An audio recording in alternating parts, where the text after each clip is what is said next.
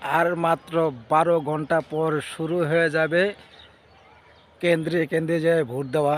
অবশ্যই আপনার ভোটটি আপনি দেবেন, যাকে খুশি তাকে দেবেন। আমরা সুন্দর একটি দেশ চাই এবং ভালো মনের মানুষ একটি প্রার্থী চাই।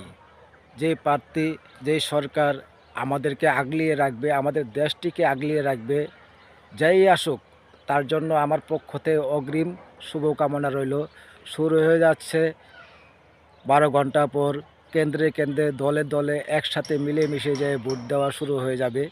অবশ্যই সবাই নিজ দায়িত্বে ভোটটি দিবেন এবং আপনার যোগ্য প্রার্থী দেখে অবশ্যই ভোটটি দিবেন। সবার কাছে অনুরোধ রইল, আপনার একটি মূল্যবান ভোট যেন নষ্ট না হয়।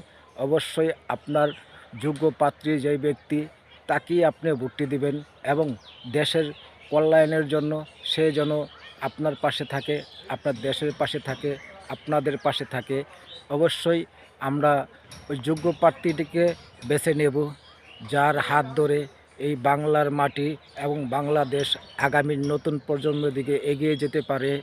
অবশ্যই দেখে শুনে ভোটটি দেব, কারণ কথায় আছে আমার ভোট আমি দেব, যাকে খুশি তাকে দেব।